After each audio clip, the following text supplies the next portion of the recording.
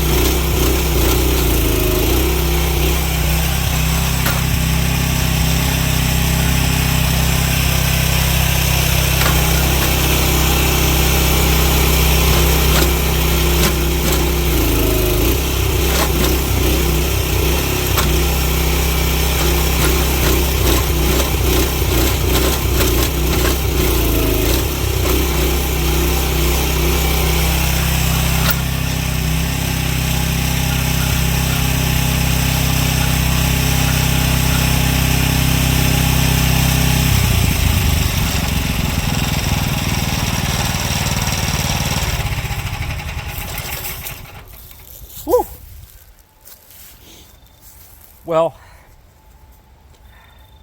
as much work as that looks like it is, trust me, digging 12-inch diameter post holes with this beats anything I've ever done before, other than I've never had the opportunity to use a skid steer. But I'm very impressed with this. And again, I don't know why I've never used anything like this before, but they say as we get older, we get smarter. So this is the beginning of a rather huge project here, thanks initially to the efforts of the groundhog. So this is a one-man hydraulic auger that I rented from my local hardware store near where I live. I rent a ton of stuff from them. It's my go-to hardware place. It's family run, totally the opposite of the big box stores. So I drilled 5 36-inch deep, 12-inch wide post holes. And this is all to kick off the construction of a sawmill shed. A number of you who follow the channel have known for a while that I have been very interested in getting a sawmill. And sawmill is coming, but I wanted to make sure that I am well prepared so that when it gets here, I'm going to have at least the beginnings of a structure to protect it, cover it. We're going to do a very interesting style of shed, and I'm not going to give away any more of the details of that. It'll be a little bit of a surprise. You'll see as we go along in this build series. So we're obviously doing the breaking ground phase right now, the layout, which I did this morning. I've got the corner posts and a middle post set for the rear wall. I've got about probably a dozen or so smaller holes, 6-inch diameter holes that I'm going to be drilling in the very center of the space here. I'm going to actually create on 4x4s, pressure treated 4x4s. I'm going to build an elevated frame above ground level. So this sawmill will not be on a trailer. It'll be a fixed stationary base. But I've always wanted to have it up off of the ground for a lot of reasons. Number one, it makes cleaning underneath of the rails a lot easier. I can just use a blower, use a rake, pull debris and stuff out from underneath of there, and it's just going to keep it up off of the moisture. You know, we have very, very humid summertime here, and we get a lot of dew on the grass, so just getting it up a little bit. I've done a lot of research on this, and I've seen what other guys are doing. I mean, none of these ideas you're going to see in this build are original in any means, other than I've seen a lot of stuff from other great creators on YouTube, and I've done a lot of reading. So this is the sort of phase one. I'd like this. I mean, my dream would be to have this just every next video that we upload here on Catbird Hill. I'd like that to be continuation of the build. It's just not going to be that way. It might be every other one or every third one, but there will be a series on this build, and it's probably going to go into next year. My goal is to get the posts set, to build the platform for the sawmill, and then hopefully get the sawmill here and assembled before really cold weather comes in. So maybe end of November, early December. I am going to get a cover for it. I probably, weather depends on the weather. We'll see what happens this winter. I'm going to try to work as much as I can through the winter on this, but it's not likely I'm going to get a roof up over it. But part of the reason I want to get the sawmill in place first is I've got timber that I do need to saw to help build the structure. So that's where we stand right now. Hopefully you guys enjoyed this, watching me sweat and hog out these holes. Again, this machine, oh my gosh, this thing's unbelievable. I rented this machine. It's a 24-hour rental, $100 with tax. That is well worth it, trust me, at my age and the way my body is now these days with various accumulated stresses and strains over the years. The groundhog, I would pay double that, honestly, to be able to dig all these holes. So I've got about another, like I said, dozen or 14 holes that we're going to put here in the middle of this. The sawmill shed is going to be approximately 11 feet by 22 feet. And we've got it set. The back wall here is going to be against this row of conifers. And then we have a nice open area here where I typically bring the tractor. So I'll be able to use the tractor to bring logs up. One of the things we wanted to do is not make the sawmill shed super obvious. We wanted to tuck it behind some vegetation, some trees. So you can see, this would be where my hand is. That would be the view looking from our house and yard. So you're really not going to see it very distinctly at all. That was one of our goals, was not to have it sticking out. This is an area where we like to keep it as natural looking as possible. So tucking it behind these big white pines and this huge arborvitae. We've got our river birch trees here, and then we've got this sort of circle or semicircle of huge conifers encapsulating it. And then we've got a really nice wind and weather break back here. These arborvitae come down and sort of brush the ground a little bit. And we're going to have, actually back along this fence line here, we're going to have some fairly significant firewood drying racks, so that we're going to create a little bit of a weather break. But anyhow, thanks for watching. Really appreciate you guys. I would love to hear any comments you have about your experience with building a sawmill shed, for example, or obviously there's a lot of you out there that do sawmilling. I've stolen ideas from you, I'll be very honest, and ideas too about what type of sawmill. So we're going to keep that a little bit of a secret. I don't want to spoil that.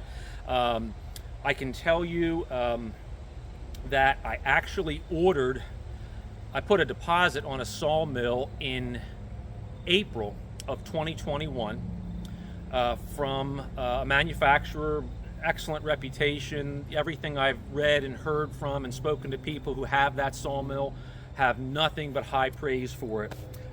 The local dealer where I would have purchased it from, they gave me a window of about 9 months to a year. So I contacted them in, I think it was May, June of this year, so over a year after I placed the deposit. They still could not tell me what the delivery date was going to be. They were estimating about now, September, October. I waited another month. I did some investigation, and I just started thinking, this is probably not going to happen. And also too, the more research I did and the more people I spoke to, I didn't want to be overpaying for what I would consider a hobby. This is a hobby. I'm not necessarily planning on making this a business. It's not going to be high production. And I've got the equipment to move logs, to manipulate logs on the mill. Got a nice strong tractor. So basically what I'm going for is probably a lower end sawmill price wise that I could always accessorize down the road. So stay tuned. That's hopefully coming up. We'll get some delivery on that, or information about delivery in the coming weeks. But stay tuned for more videos from us here on Catbird Hill. We've got a lot of stuff to do before it gets cold. Firewood, trees to take down. You know the story, it goes on and on. Till next time, John here from Catbird Hill. Give us a thumbs up, subscribe if you haven't done so, and please share these videos with your friends. Take care.